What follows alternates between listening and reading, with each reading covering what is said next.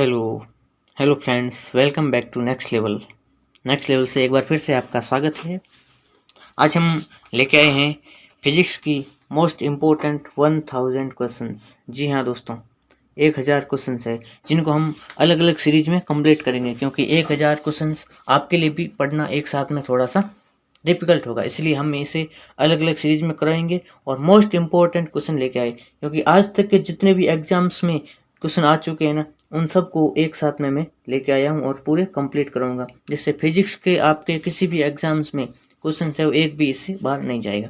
तो अगर आप नए हैं तो चैनल पर जुड़ जाइए और नेक्स्ट लेवल चैनल को सब्सक्राइब कीजिए और लाइक करना बिल्कुल भी नहीं भूलें। तो चलिए शुरू करते हैं आज की हम सीरीज को।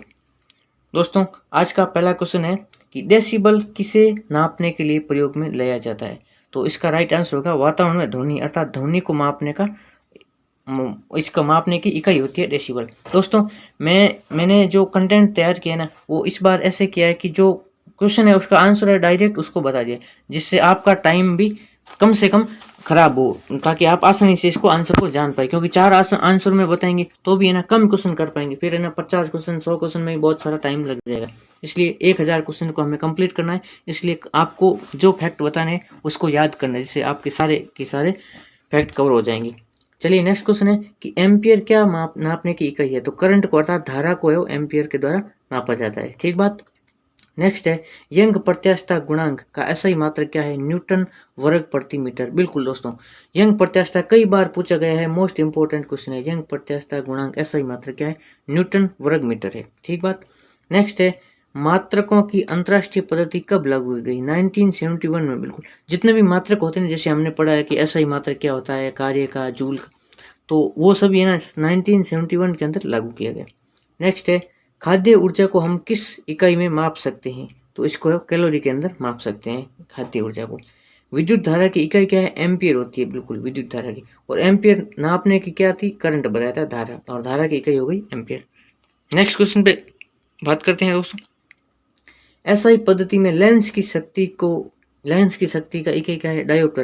दोस्तों, ये मोस्ट इंपोर्टेंट है, मैंने कम से कम 4 से 5 एग्जाम्स में देख लिया है कि डायोप्टर या तो पूछ रहे हैं लेंस की शक्ति की मापने की इकाई क्या है, या पूछ रहे थे डायोप्टर किसको मापने की इकाई है। तो लेंस की शक्ति मापने की इकाई मोस्ट इंपोर्टेंट क्वेश्चन है। नेक्स्ट है कैंडेला मात्रक है ज्योति तीव्रता का। कैंडेला किसका मात्रक है। ज्योति तीव्रता का।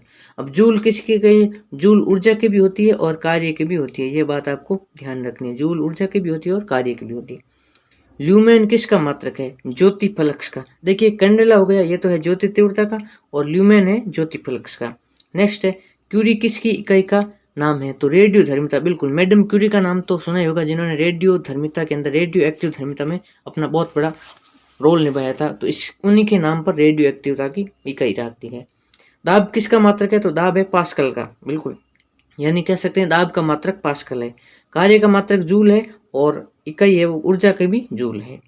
प्रकाश वर्ष किसकी है। तो दूरी की है। दोस्तों, ये मोस्ट इंपोर्टेंट है प्रकाश वर्ष, क्योंकि ना कई बार कंफ्यूजन होता है कि प्रकाश वर्ष किसकी इकाई है। तो यहाँ पे लिखा होता है प्रकाश का या लाइट का, तो हम पहले ऑप्शन में कर देते हैं प्रकाश, जबकि प्रकाश नहीं होगा, इसका होगा दूरी का। अर्थात अंतरिक्ष के अंदर जो दूरी मापी जाती है ना, जैसे चंद्रमा से पृथ्वी के बीच की, उनको प्रकाश वर्ष के अंदर मापा जाता है। आई होप क्लियर हो गया होगा। नेक्स्ट है जड़त्व का माप क्या होता है। तो जड़त्व का होता है द्रव्यमान होता है। नेक्स्ट है एंगस्ट्रॉम क्या मापता है। तो एंगस्ट्रॉम तरंग दैर्ध्य को मापता है एंगस्ट्रॉम। बिल्कुल। नेक्स्ट है किसने न्यूटन से पूर्व ही बता दिया था कि सभी वस्तुएं पृथ्वी की ओर ही गुरुत्वाकर्षण होती है, अर्थात आकर्षित होती है। तो ये ब्रह्मगुप्त ने बता दिया। अर्थात कहते हैं कि हमारे इंडिया के कई सारे साइंटिस्ट हुए हैं जिन्होंने बहुत सारे फैक्ट है, बहुत सारी जानकारियां सही दी थी, लेकिन कहते हैं ना कि घर की मुर्गी दाल बराबर, तो उनकी वैल्यू नहीं होती। जो चीज़ साइंटिस्ट यानी कि न्यूटन ने बताई वो पहले से ही ब्रह्मगुप्त ने बता दी थी, लेकिन उनकी बात को पहले उन पर विश्वास नहीं किया गया। नेक्स्ट क्वेश्चन में बात करते हैं फ्रेंड्स। यदि एक पेंडुलम से दोलन करने वाली घड़ी को पृथ्वी से चंद्रमा पर ले जाए तो घड़ी सुस्त हो जाएगी। बिल्कुल, क्योंकि वहां पर गुरुत्वाकर्षण का मान बिल्कुल भी नॉर्मल होता है, और जो पृथ्वी की तुलना में कहते हैं कि 6 गुना कम होता है, तो वहां पे बिल्कुल सुस्त हो जाएगी। नेक्स्ट है प्रकाश वोल्टीय सेल के प्रयोग से सौर ऊर्जा का रूपांतरण करने से किसका उत्पादन होता है। तो प्रकाशीय ऊर्जा का होता है। बिल्कुल, यानी कि प्रकाश वोल्टीय सेल है ना, उसके प्रयोग से सौर ऊर्जा का रूपांतरण करते हैं तो प्रकाशीय ऊर्जा प्राप्त होती है। ठीक बात। नेक्स्ट है, जब हम रबड़ के गद्दे वाली शीट पर बैठते हैं या गद्दे पर लेटते हैं तो उसका आकार परिवर्तित होता है। ऐसा पदार्थ यानी कि क्या पाया जाता है, इसका गुण क्या है, तो स्थितिज ऊर्जा के कारण। बिल्कुल, जो उसकी स्थितिज ऊर्जा होती है उसके कारण ही उसका आकार बार बार परिवर्तित होता है। नेक्स्ट क्वेश्चन बात करते हैं, उत्प्लावकता के संबंधित वैज्ञानिक का नाम आर्किमिडीज ने बिल्कुल उत्प्लावकता का नियम दिया। मोस्ट इंपोर्टेंट क्वेश्चन है फ्रेंड्स। मैं आजकल जो भी कंटेंट लेकर आ रहा हूँ बिल्कुल ऑथेंटिक, जो जितने भी पिछले साल के जो एग्जाम्स में आ चुका है ना, उनको लेकर आ रहा हूँ। तो अभी हमने नई सीरीज शुरुआत की है और एक है क्लास 6 से लेकर क्लास 12 तक की एनसीईआरटी की सीरीज है, जिसमें कंप्लीट साइंस कवर कराएगी। तो अगर आप नए हो तो चैनल पे हमारे साथ हमेशा के लिए जुड़ जाइए और चैनल को सब्सक्राइब कीजिए। इसके लिए आपका पहले से ही एडवांस में थैंक यू। नेक्स्ट क्वेश्चन पे बात करते हैं, द्रव में आंशिक या पूर्णतः डूबे हुए किसी ठोस पर, यानी कि क्या है, क्वेश्चन को वापस ध्यान से पढ़िए क्योंकि मोस्ट इंपोर्टेंट क्वेश्चन है। द्रव में आंशिक या पूर्णतः डूबे हुए किसी ठोस द्वारा प्राप्त उछाल की मात्रा निर्भर करती है। देखिए, आपको क्वेश्चन समझना बहुत जरूरी है क्योंकि इसमें आप अगर आंसर आते हुए भी आप गलत कर दोगे। उछाल का मतलब है कि कोई है ना, द्रव के अंदर कोई ठोस पदार्थ है, जैसे द्रव है, गिलास है पानी की है, उसके अंदर अगर ठोस पदार्थ को रखते हैं तो उछाल का मतलब है कि इस ठोस ने इस द्रव का कितना एरिया को हटाया है। तो उसकी है ना किस पे निर्भर करती है, ठोस द्वारा हटाए गए द्रव की मात्रा पर। बिल्कुल, जितना ये ठोस एरिया हटाएगा ना, ये उतना ही इतना एरिया कवर करेगा। नेक्स्ट क्वेश्चन पे बात करते हैं, जल पृष्ठ पर लोहे के टुकड़े के न तैरने का कारण है, अर्थात जल की सतह होती है ना, उस पर लोहे का टुकड़ा नहीं तैरता जबकि लकड़ी का बड़ा टुकड़ा तैर जाता है। क्यों होता है, तो लोहे द्वारा विस्थापित जल का भार है वो लोहे के भार से कम होता है। बिल्कुल, लोहे का भार ज्यादा होता है जबकि लोहे ने जो पानी का क्षेत्र एरिया हटाया ना वो कम है, इसलिए लोहा तैर नहीं पाता। जबकि लकड़ी का भार ऑलरेडी कम होता है उसकी सतह से, इसलिए लकड़ी तैर जाती है। अब वेग है, संवेग है, कोणीय वेग, कैसी राशि, सदिश राशि।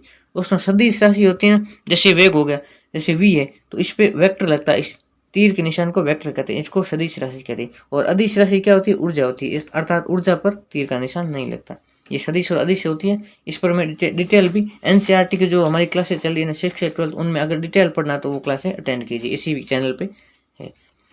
नेक्स्ट है, बल गुणनफल है, यानी कि बल है द्रव्यमान और त्वरण का। बिल्कुल, द्रव्यमान और त्वरण है ना, उसका गुणनफल होता है बल होता है। इसका सूत्र भी होता है ना, जैसे F बराबर ma, फादर बराबर मा, यानी कि जो बल होता है ना वो होता है मास इंटू त्वरण, है ना, त्वरण की।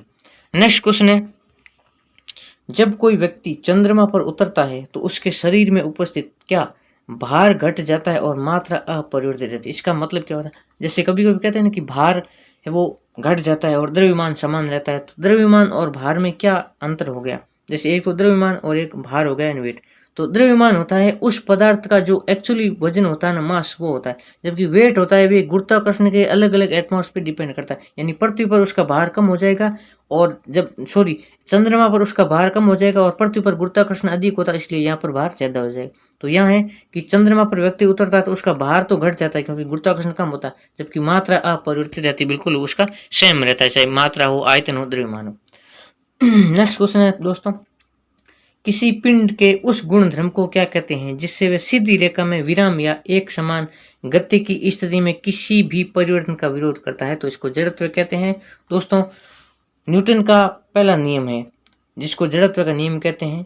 इसके अनुसार क्या होता है कि कोई भी वस्तु या तो स्थिर अवस्था में है या गतिमान है, तो जब तक वह उसकी स्थिति में परिवर्तन नहीं होगा, जब तक उस पर कोई बाहरी बल नहीं लगाएंगे तब तक। इसका मतलब है कि किसी पिंड के उस गुण धर्म को क्या कहते हैं जिससे वह सीधी रेखा में विराम में है या एक समान गति में है, तो उसको कहते हैं जड़त्व का नियम। जैसे ये क्वेश्चन आ गया है नेक्स्ट कि न्यूटन के पहले नियम का नाम है जड़त्व का नियम, अर्थात उस पर कोई बाहरी बल नहीं लगेंगे, तो गतिमान है तो गतिमान रहेगी और अगर स्थिर है तो स्थिर रहेगी। तो ये मोस्ट इंपोर्टेंट क्वेश्चन है, न्यूटन का पहला, दूसरा, तीसरा, कई बार क्वेश्चन पूछे जाते हैं। अब देखिए, पारसेक किसकी इकाई है, तो पारसेक होती है दूरी की इकाई। बिल्कुल, एक होती है प्रकाश वर्ष, वो भी दूरी की होती है, और पारसेक भी दूरी की होती है। नेक्स्ट क्वेश्चन है कि वायुमंडल के बादलों के तैरने का कारण क्या होता है, घनत्व होता है। बिल्कुल, डेंसिटी ज्यादा होती है इसलिए वायुमंडल में बादल तैरते हैं। जैसे समुद्र में प्लवन करते आइसबर्ग का कितना भाग समुद्र की सतह से ऊपर रहता है, बिल्कुल 1/10वां भाग है ना समुद्र की सतह के ऊपर रहता है। बिल्कुल। नेक्स्ट क्वेश्चन, यानी कि इसका मतलब क्या होगा कि 10 अगर भाग है तो 9 समुद्र के अंदर रहेंगे और 1 भाग समुद्र के ऊपर रहेगा। नेक्स्ट क्वेश्चन है, जब कोई नाव नदी से समुद्र में प्रवेश करती है तो थोड़ी सी ऊपर उठ जाती। यहाँ तक क्वेश्चन यानी कि नॉर्मल ऑब्जेक्टिव एग्जाम में इतना आता है। अगर इसको डीपली जानना होता ना तो है कि थोड़ी सी ऊपर उठती है, लेकिन क्यों उठती? क्योंकि समुद्र के पानी का घनत्व होता है ना, वो नदी के पानी के घनत्व की तुलना में ज्यादा होता है, क्योंकि उसमें नमक होता है, वो सॉल्टी वाटर होता है, तो उसके अंदर कहते हैं कि तैरना भी आसान होता है, इसलिए वो नाव थोड़ी सी ऊपर उड़ जाती है। बिल्कुल। नेक्स्ट क्वेश्चन है कि पानी का घनत्व अधिकतम कब होता है? तो होता है 4 डिग्री सेल्सियस पर पानी का घनत्व अधिकतम होता है। नेक्स्ट क्वेश्चन है कि वस्तु की मात्रा बदलने पर अपरिवर्तित होगा क्या? घनत्व है वो हमेशा बदलता नहीं है, वस्तु की मात्रा बदलेंगे तो भी घनत्व सेम रहता है। नेक्स्ट क्वेश्चन है कि तैराक को नदी के मुकाबले समुद्री पानी में तैरना आसान क्यों लगता है? मैंने अभी बताया था ना, क्योंकि समुद्री पानी का घनत्व ज्यादा होता है। जैसे समुद्री पानी का घनत्व साधारण पानी से ज्यादा होता है। दोस्तों आपने सुना होगा ना कि मृत झील है, तुर्की के अंदर होती है ना, टर्की के अंदर मृत झील। तो मृत झील में ऐसा अगर आप ना किसी भी बच्चे को भी उसको झील के अंदर बैठा होगा ना तो वो आसानी से तैरने लग जाएगा, अर्थात उसमें डूबता नहीं है, मरता नहीं है, इसलिए उसको मृत झील कहते हैं। क्योंकि उसमें नमक की मात्रा बहुत ज्यादा है, 360 गुना ज्यादा होती है, इसलिए उसमें कोई भी वस्तु डूबती नहीं है। यह भी यहाँ सेम क्वेश्चन है। नेक्स्ट क्वेश्चन है यदि पृथ्वी का द्रव्यमान वही रहे, यानी कि पृथ्वी का द्रव्यमान तो सेम रहे, मास इज इक्वल, और त्रिज्या 1% कम कर दी जाए तो पृथ्वी के तल पर गुरुत्वाकर्षण का मान क्या होगा? जी का मतलब होता है गुरुत्वाकर्षण, तो 2% बढ़ जाएगा, ये माइनस नहीं है, ये 2% बढ़ जाएगा। क्योंकि अगर द्रव्यमान सेम होगा और अगर उसकी त्रिज्या कम करेंगे तो छोटा पदार्थ होगा, लेकिन मास ज्यादा होगा तो उसका गुरुत्वाकर्षण भी बढ़ जाएगा। ठीक बात। नेक्स्ट क्वेश्चन पे बात करते हैं।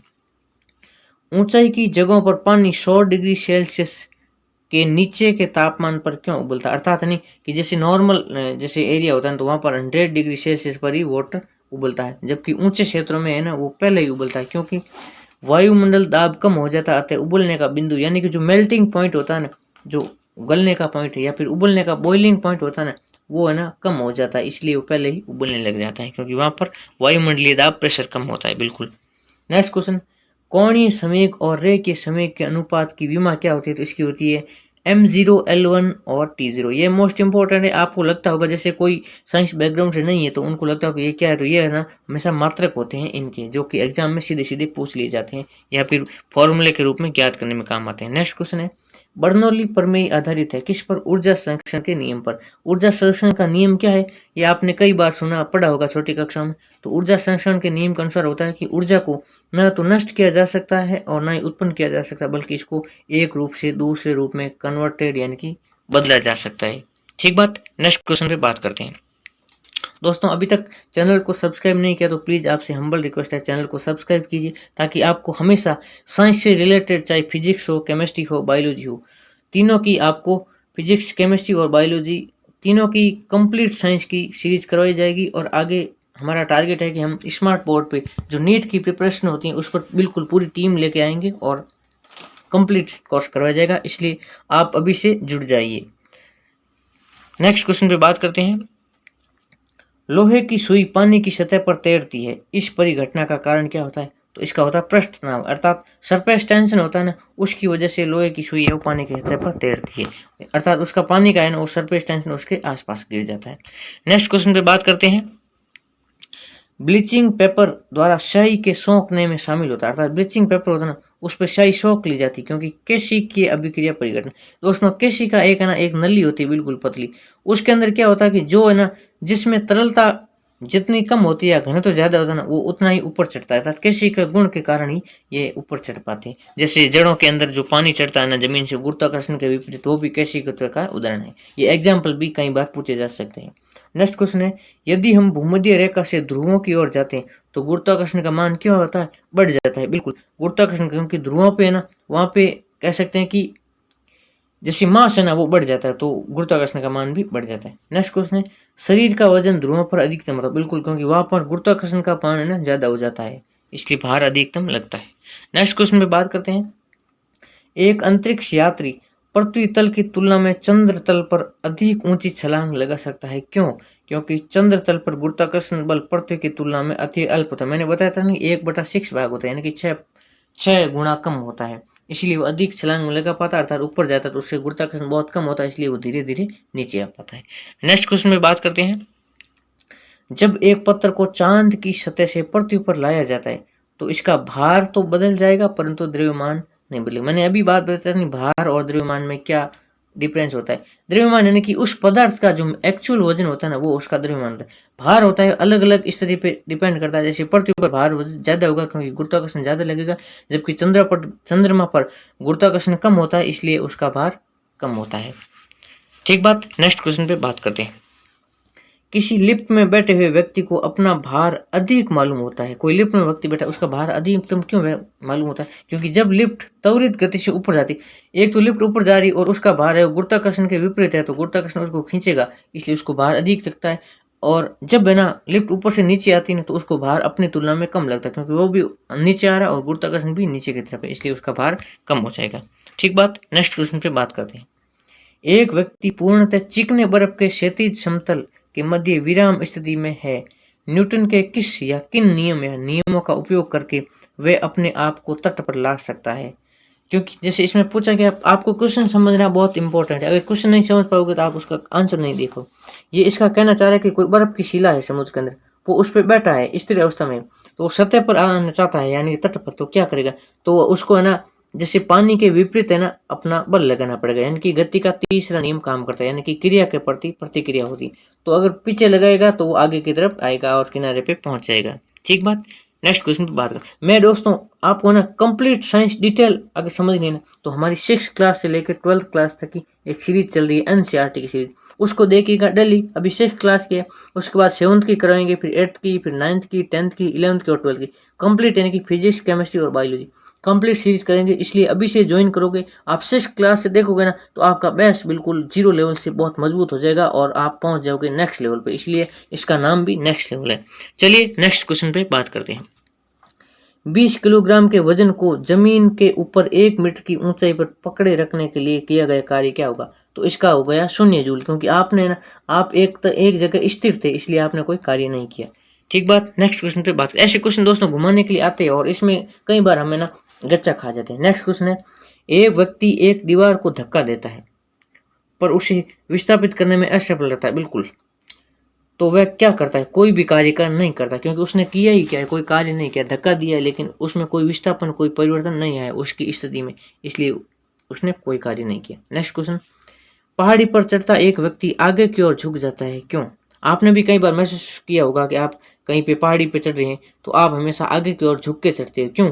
क्योंकि इसमें शक्ति संरक्षण हेतु कार्य करता है। इसका मतलब क्या हुआ? आपने इस पढ़ तो लिया। इसका मतलब होता है कि हमारा जो बैलेंस पॉइंट होता है, जो गुरुत्वाकर्षण पॉइंट होता है ना, वो हमेशा ना बीच में रहता है। अगर आगे की तरफ झुकते हैं, अगर सीधे रहेंगे तो गुरुत्वाकर्षण पॉइंट का बैलेंस नहीं रहेगा, तो अगर आगे की तरफ झुकते रहेंगे तो गुरुत्वाकर्षण का बैलेंस पॉइंट है वो बना रहेगा और हमारा शरीर का संतुलन बना रहेगा। ठीक बात। नेक्स्ट क्वेश्चन पे आते हैं। पीसा की ऐतिहासिक मीनार तिरछी होते हुए भी नहीं गिरती, क्यों? अभी मैंने समझा दिया है, इसका आंसर देखिए।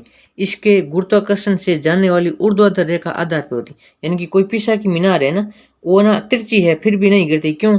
क्योंकि इसका जो गुरुत्वाकर्षण केंद्र होता है ना, वो जैसे यहाँ पे होगा तो गिर जाएगी, यहाँ पे, तो इसका मतलब इनका वजन है ना दोनों तरफ बराबर होगा, इसलिए ये नहीं गिरती, यानी कि इसका जो ग्रेविटी पॉइंट होता है ना वो बिल्कुल बीच में ऊर्ध्वाधर रेखा में होता है। ठीक बात। नेक्स्ट क्वेश्चन पे बात करते हैं। एक ऊंची इमारत से एक गेंद 9.8 मीटर प्रति सेकंड स्क्वायर के एक समान त्वरण के साथ गिराई जाती है। 3 सेकंड के बाद उसका वेग क्या होगा? तो दोस्तों लगभग है वो 3 गुना हो जाएगा, क्योंकि वो 9.8 मीटर प्रति सेकंड की स्पीड से एक समान त्वरण के साथ आती है, तो इसका स्पीड ऑब्वियसली 3 गुना लगभग हो जाती है, तो इसका हो जाएगा 29.4 मीटर प्रति सेकंड। नेक्स्ट क्वेश्चन पे आते हैं। एक वस्तु का द्रव्यमान 100 किलोग्राम है, ठीक बात, और उसका गुरुत्व जनित है ना वो मान हो गया 10 मीटर प्रति सेकंड। ठीक बात। अगर चंद्रमा पर गुरुत्वाकर्षण बल 1/6 होता है तो चंद्रमा पर वस्तु का द्रव्यमान क्या होगा? ये भी 100 किलोग्राम रहेगा, बिल्कुल, क्योंकि इसका है ना, देखिए आपको इस क्वेश्चन को समझना होगा। जैसे 100 किलोग्राम इसका द्रव्यमान है, तो ये पूछा गया कि चंद्रमा पे क्या होगा। जैसे हमारे मानने में जैसे 6 गुना कम होता था ना, तो कह सकते हैं कि भाई इसका लगभग 40 किलोग्राम होता है, लेकिन यहाँ पे दे रखा है कि इसका गुरुत्वाकर्षण है ना 10 मीटर प्रति सेकेंड है, तो इसका हो गया मतलब लगभग बराबर रहेगा। ठीक बात। नेक्स्ट क्वेश्चन पे आते हैं। पावर यानी कि शक्ति का ऐसा ही मात्रक वॉट है, ये किसके समतुल्य होता है? वॉट है, यानी कि ऐसे भी पूछा जा सकता है शक्ति का मात्रक क्या है, तो शक्ति का मात्रक वॉट होता है। किसके समतुल्य है? मतलब किलोग्राम, मीटर स्क्वायर और centimetre square, centimetre cube, sorry, इसके बराबर होता है। नेक्स्ट है भारहीनता की अवस्था। इसको जैसे दोस्तों जैसे माइनस में होता है इसको बट्टे में कह सकते हैं, यानी किलोग्राम मीटर अपॉन 2 और सेकेंड अपॉन 3 कह सकते हैं इसको। नेक्स्ट क्वेश्चन है कि भारहीनता की अवस्था में एक मोमबत्ती की ज्वाला का आकार क्या रहता है, तो उसका आकार सेम रहता है। भारहीनता की अवस्था में बिल्कुल मोमबत्ती का आकार सेम रहेगा। नेक्स्ट क्वेश्चन है एक केश नली में जल की अपेक्षा एक तरल अधिक ऊंचाई तक चढ़ता है, इसका कारण क्या है। मैंने आपको समझाया था ना कि केश में जिसका है ना जो पृष्ठ तनाव या सरफेस टेंशन ज्यादा होगा, जो घनत्व ज्यादा होगा ना, वो आसानी से ऊपर चढ़ेगा। तो तरल का पृष्ठ तनाव जल की अपेक्षा अधिक होता है, इसलिए वो तरल ऊपर की तरफ चढ़ता है। ठीक बात। नेक्स्ट क्वेश्चन पे आते हैं। गुरुत्वाकर्षण के सार्वभौमिक नियम का प्रतिपादन किसने किया था। गुरुत्वाकर्षण का जो सार्वभौमिक नियम है ना, उसका प्रतिपादन न्यूटन ने किया था कि गुरुत्वाकर्षण है वो सब जगह पाया जाता है, अर्थात कहीं पे उसका मान अलग होता है लेकिन ये ग्रेविटी काम करती है सब पर, पृथ्वी पर जो भी वस्तु होती है उस पर गुरुत्वाकर्षण का नियम लागू होता है। ठीक बात। नेक्स्ट क्वेश्चन पे आते हैं। ऊर्जा संरक्षण का आशय क्या है। मैंने आपको डेफिनेशन बता दी, लेकिन एक बार फिर से, ऊर्जा को न तो सृजन किया जा सकता अर्थात न उत्पन्न कर सकते और न ही विनाश करते नष्ट कर सकते। ऊर्जा को एक रूप से दूसरे रूप में परिवर्तित किया जा सकता है। मोस्ट इंपॉर्टेंट क्वेश्चन है, कई बार एग्जाम में सीधा सीधा पूछा गया। नेक्स्ट क्वेश्चन पे आते हैं दोस्तों। पास्कल इकाई है, पास्कल किसकी है, तापमान की। दोस्तों यहाँ पर मिसप्रिंट है, पास्कल होती है दाब की इकाई, यानी कि दाब की इकाई पास्कल होती है, जबकि तापमान की होती है केल्विन इकाई। ठीक बात। नेक्स्ट क्वेश्चन पे आते हैं। 1 किलोग्राम प्रति सेंटीमीटर स्क्वायर दाब समतुल्य किसके है, तो 0.1 बार के बराबर होती है 1 किलोग्राम प्रति सेंटीमीटर स्क्वायर। ठीक बात। नेक्स्ट क्वेश्चन में बात करते हैं। क्यूसेक से क्या मापा जाता है, तो जल का बहाव होता है ना, उसको क्यूसेक से माप। जैसे कहीं पे पानी भर गया ना, जो कैसे 4 क्यूसेक है, 100 क्यूसेक है, 2 क्यूसेक, ऐसे कह सकते हैं। जल के बहाव को मापने की इकाई होती है क्यूसेक। मोस्ट इंपॉर्टेंट क्वेश्चन है। नेक्स्ट क्वेश्चन पे बात करते हैं। किसी पिंड का भार ध्रुवों पर सर्वाधिक होता है। बिल्कुल, मैंने कहा ना कि वहां पे ग्रेविटी का मान है वो हाई लेवल पे होता है, उच्च होता है, इसलिए ध्रुवों पे ज्यादा होता है और मध्य के अंदर कम होता है। ठीक बात। नेक्स्ट क्वेश्चन पे आते हैं कि एक लिफ्ट में किसी व्यक्ति का प्रत्यक्ष भार वास्तविक भार से कम होता है जब लिफ्ट जा रही होती है त्वरण के साथ नीचे। मैंने आपको समझाया था कि जब ऊपर जाती है तो ग्रेविटी के विपरीत जाती है तो उसका भार वास्तविक से अधिक लगेगा, और जब लिफ्ट नीचे आती है तो गुरुत्वाकर्षण भी नीचे की तरफ लगता है और वो आ रही नीचे रहा है तो उसका भार है उसकी तुलना में कम लगेगा। ठीक बात। नेक्स्ट क्वेश्चन है कि कौन सी ऊंचाई भू स्थिर उपग्रह के लिए, यानी कि जियो सिंक्रोनिक वो सैटेलाइट होते हैं ना, वो कहाँ पर स्थापित किए जाते हैं, तो 36,000 किलोमीटर की ऊंचाई पर। बिल्कुल, जितने भी होते हैं ना उनको ऊपर जैसे मौसम विभाग के हो गए या सैटेलाइट हो गए, वो सारे के सारे 36,000 किलोमीटर पे स्थापित किए जाते हैं भू स्थिर उपग्रह, जो पृथ्वी के साथ में गति करते हैं। ठीक बात। नेक्स्ट क्वेश्चन पे बात करते हैं। महान वैज्ञानिक आर्किमिडीज किस देश से संबंधित है, तो ये ग्रीस से है, इन्होंने आर्किमिडीज का सिद्धांत दिया था। नेक्स्ट क्वेश्चन पे आते हैं। पानी की बूंदों का तेलीय पृष्ठों पर न चिपकने के कारण क्या है, यानी कि जो पानी की बूंदे होती है ना, वो तेल की कोई सतह है चिकनी, उस पर नहीं चिपकती है। क्यों, आसंजक बल का अभाव होता है, यानी कि वहां पर आसंजक बल अर्थात चिपकने का गुण नहीं होता। बिल्कुल। नेक्स्ट क्वेश्चन पे आते हैं। तुल्यकारी उपग्रह घूमता है पृथ्वी के गिर्द, यानी जो पृथ्वी की तुलना करता है पृथ्वी के साथ में उपग्रह घूमता है, वो किसकी दिशा में घूमता है, तो ये भी पृथ्वी की तरफ पश्चिम से पूर्व की तरफ घूमता है। ठीक बात। नेक्स्ट क्वेश्चन पे आते हैं। Next question most important question. पहियों में बॉल बीरिंग का कार्य, यानी जो पहिए होते हैं ना उनके अंदर हम जो बॉल बीरिंग लगाते हैं ना, वो क्यों लगाते हैं, तो ये स्टैटिक घर्षण को गतिज घर्षण में बदलता है। जो इन पहिए के और इन बॉल के मध्य जो है ना जो घर्षण लगता है ना, ये बॉल बीरिंग है ना कम करता है और ये भी इसको स्थितिज ऊर्जा को गतिज ऊर्जा में परिवर्तित कर देता है। ठीक बात। नेक्स्ट क्वेश्चन पे आते हैं। जल के आयतन में क्या परिवर्तन होगा यदि तापमान 9 डिग्री सेल्सियस से गिरकर 3 डिग्री सेल्सियस कर देते हैं, तो इसका पहले तो आयतन घटेगा, उसके बाद में आयतन बढ़ेगा। बिल्कुल। नेक्स्ट क्वेश्चन पे आते हैं। एक झील में तैरने वाली इस्पात की नाव के लिए नाव द्वारा विस्थापित पानी का भार कितना होगा, तो नाव के उस भाग के बराबर जो झील के पानी की सतह के नीचे होगा। इसका मतलब क्या हुआ, मैं आपको आसानी से बता रहा हूँ। जैसे नाव की ये पृष्ठ है, यानी कि क्षेत्रफल है, तो नाव ने ना जितना इसका क्षेत्रफल का भार है ना इसका, उतना ही पानी को हटाया, अर्थात दोनों बराबर होने पर नाव आसानी से तैरती है। ठीक बात। नेक्स्ट क्वेश्चन पे आते हैं। किसी कालीन की सफाई के लिए यदि उसे छड़ी से पीटा जाए तो उसमें कौन सा नियम लागू होता है, तो इसमें गति का पहला नियम होता है, क्योंकि जब तक किसी वस्तु पे कोई बाहरी बल नहीं लगता है तो वो अपनी स्थिति पे रहती है। और अब कालीन को ऐसे ना जब इस पे डंडे से मारते हैं, सफाई करते हैं, तो जो कण होते हैं ना वो अपनी जगह स्थिर रहते हैं, लेकिन वो कालीन हट जाती है पीते, इसलिए इसकी वजह से उसकी सफाई हो जाती है। ठीक बात। नेक्स्ट क्वेश्चन पे आते हैं। सड़क पर चलने की अपेक्षा बर्फ पर चलना कठिन होता है, क्यों? क्योंकि बर्फ में सड़क की अपेक्षा घर्षण कम होता है। बिल्कुल, सड़क पे तो है ना रिफ्रैक्शन यानी कि घर्षण है ना लगता है, इसलिए आसानी से चल पाता है, जबकि बर्फ के अंदर घर्षण नहीं होता, उसकी सतह चिकनी होती है, इसके लिए इसकी वजह से गिरने के चांस ज्यादा होते हैं। नेक्स्ट क्वेश्चन पे आते हैं। नेक्स्ट क्वेश्चन है कि लोलक की आवर्तकाल यानी कि टाइम पीरियड लंबाई के ऊपर निर्भर करती है। बिल्कुल, जितनी लोलक की लंबाई ज्यादा होगी ना तो वो ज्यादा ही पेंडुलम की तरह घूमेगा, कम लंबाई होगी तो रुक जाएगा। लोलक घड़ियां गर्मियों में क्यों सुस्त हो जाती है? क्योंकि लोलक की लंबाई बढ़ जाती है, जिसमें इसका दोलन में लगा हुआ समय बढ़ जाता है। बिल्कुल, लंबाई बढ़ेंगे तो ये दोलन ज्यादा करेगा और इसका टाइम पीरियड बढ़ जाएगा। नेक्स्ट क्वेश्चन पे आते हैं। किसी सरल लोलक की लंबाई 4% बढ़ा दी जाए तो उसका आवर्तकाल भी 2% बढ़ जाएगा। बिल्कुल, 4% बढ़ाएंगे तो उसका आवर्तकाल जैसे पहले इतनी जाती थी तो ये इतनी जाएगी, 2% बढ़ जाएगा। जैसे सेम क्वेश्चन है, यदि लोलक की लंबाई 4 गुना कर दी जाए तो लोलक के झूलने का समय 2 गुना बढ़ जाएगा। ठीक। नेक्स्ट क्वेश्चन पे आते हैं। पेंडुलम को चंद्रमा पर ले जाने पर उसकी समय अवधि में क्या होगा? बढ़ जाएगी। बिल्कुल, पेंडुलम को चंद्रमा पर ले जाएंगे तो उसका जैसे उस पर कह सकते हैं कि ग्रेविटी कम लगेगी, इसलिए वो आसानी से ज्यादा समय तक घूमेगा। ठीक बात। नेक्स्ट क्वेश्चन पे आते हैं। एक कण का द्रव्यमान m है और संवेग p है तो इसकी गतिज ऊर्जा क्या होगी? तो इसकी ऊर्जा p²/2m हो जाएगी, क्योंकि इसकी डबल हो जाएगी, p²/2m हो जाएगी इसकी। नेक्स्ट क्वेश्चन पे आते हैं।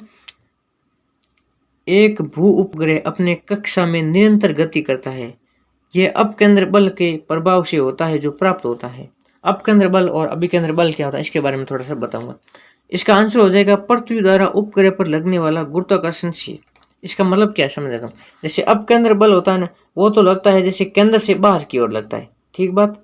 और अभिकेंद्र बल होता है ना वो होता है केंद्र की ओर लगता है, यानी जो केंद्र की तरफ लगता है ना वो अभिकेंद्रीय बल होता है। यहाँ पूछा गया कि अपकेंद्र बल, तो यानी कि फिर से पढ़ो। एक भू उपग्रह अपने कक्षा में निरंतर गति करता है, ये अपकेंद्र बल के प्रभाव से होता है जो प्राप्त होता है पृथ्वी के द्वारा उपग्रह पर लगने वाले गुरुत्वाकर्षण से। बिल्कुल, यानी कि पूछा गया कि पृथ्वी के चारों ओर जो उपग्रह होते हैं वो अपनी एक जगह यानी कक्षा में कैसे घूमते, यानी कि वो या तो पृथ्वी की तरफ आकर्षित क्यों नहीं होते या बाहर क्यों नहीं जाते। तो क्योंकि एक तो लगेगा अपकेंद्र बल यानी कि जो बाहर की तरफ लगेगा, ठीक बात है, और एक लगता है पृथ्वी का गुरुत्वाकर्षण जो अंदर की ओर खींचता है, इसलिए बाहर का और अंदर का दोनों बल बराबर होने पर ना उपग्रह वो अपनी जगह पर घूमता रहता है। समझ में आया? नेक्स्ट क्वेश्चन पे बात करते हैं। घड़ी के स्प्रिंग में भंडारित ऊर्जा होती है स्थितिज ऊर्जा। बिल्कुल, घड़ी की जो स्प्रिंग हम जो भर के छोड़ते हैं ना उसमें स्थितिज ऊर्जा होती है, और जब तक वो घड़ी घूमेगी ना तो उसकी स्थितिज ऊर्जा वो गतिज ऊर्जा में कन्वर्ट होती रहेगी। ठीक बात। नेक्स्ट क्वेश्चन पे आते हैं। कक्षा में अंतरिक्ष यान में भारहीनता की अनुभूति का कारण है, यानी कक्षा में अंतरिक्ष यान में भारहीनता की अनुभूति, तो कक्षा में त्वरण बाहरी गुरुत्वाकर्षण के कारण त्वरण के बराबर हो जाता है, इसलिए हमें भारहीनता की अनुभूति होती है। नेक्स्ट क्वेश्चन में बात करते हैं।